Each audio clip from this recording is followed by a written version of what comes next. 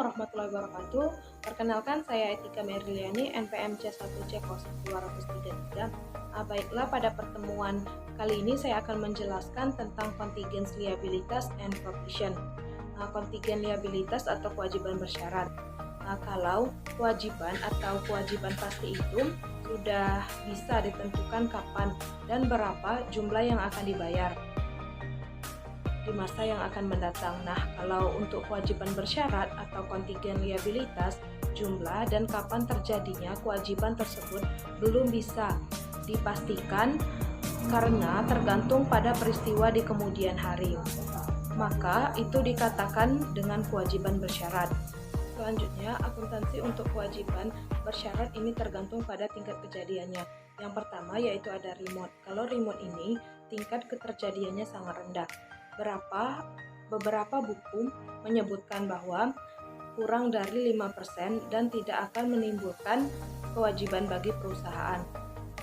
Jadi, jika tingkat keterjadiannya kurang dari 5%, maka perlakuan akuntansinya tidak perlu ada perlakuan akuntansi. Yang kedua yaitu possible. Mungkin terjadi dengan tingkat keterjadian lebih dari 5% atau sampai dengan 50%. Maka perlakuan akuntansinya berhadapan pada kasus di mana kemungkinan kejadiannya itu adalah lebih dari 5% atau sampai dengan 50%. Maka secara akuntansinya perlakuannya adalah dia akan diungkapkan dalam catatan atas laporan keuangan. Selanjutnya yaitu probable. Probable itu lebih dari 50% dan kurang dari 90%. Kalau sudah kategori probable dengan tingkat kejadiannya lebih dari 50%, sering juga disebut dengan provision.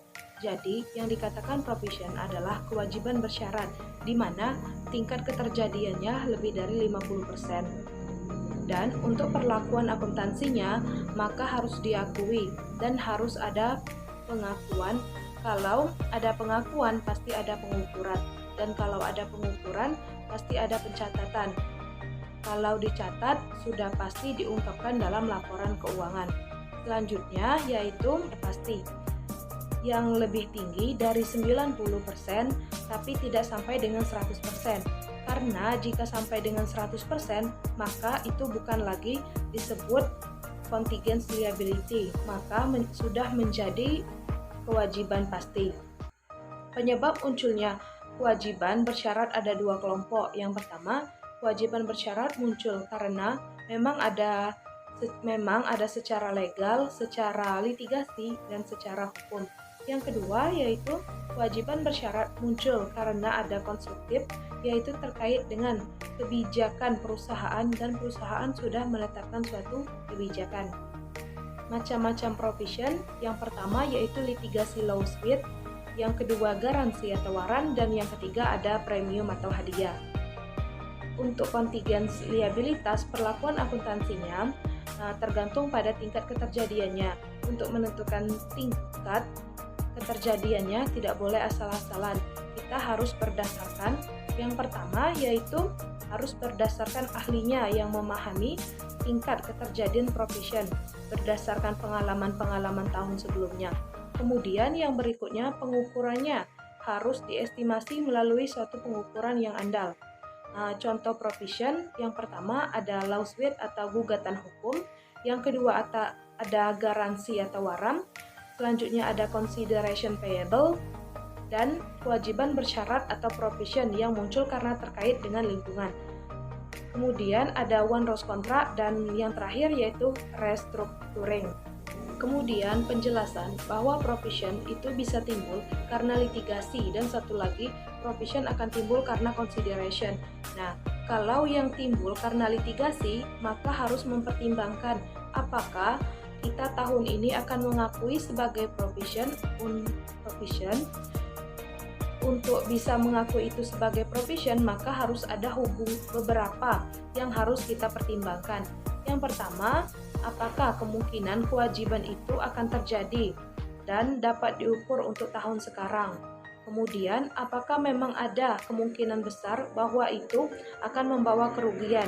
Jika kemungkinan itu membawa kerugian besar bagi perusahaan karena terkait dengan litigasi ini, maka akan menjadi bahan pertimbangan kita untuk mengakui sebagai provision dalam laporan keuangan. Yang kedua, yaitu kemampuan untuk melakukan estimasi yang rasional untuk menentukan jumlah apakah loss atau kerugian.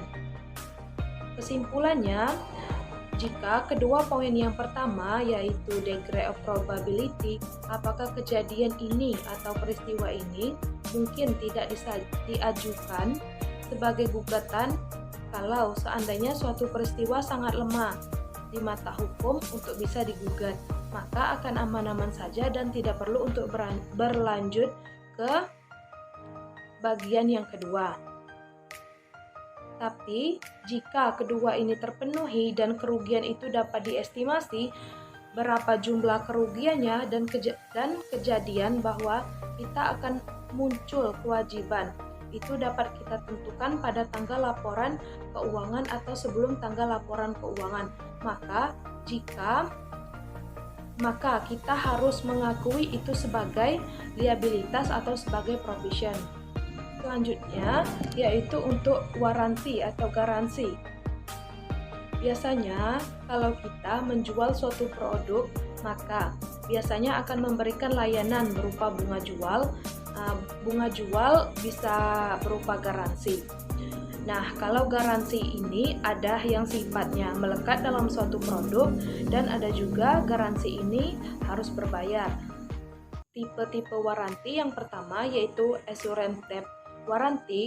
Assurance debt warranty yang ini yang melekat pada suatu produk atau sifatnya yang diperoleh secara gratis oleh pembeli. Yang kedua yaitu service type warranty, di mana garansi tapi tidak gratis. Ini merupakan kombinasi antara gratis dan ada garansi yang berbayar. Mungkin itulah penjelasan dari saya. Saya akhiri. Wassalamualaikum warahmatullahi wabarakatuh.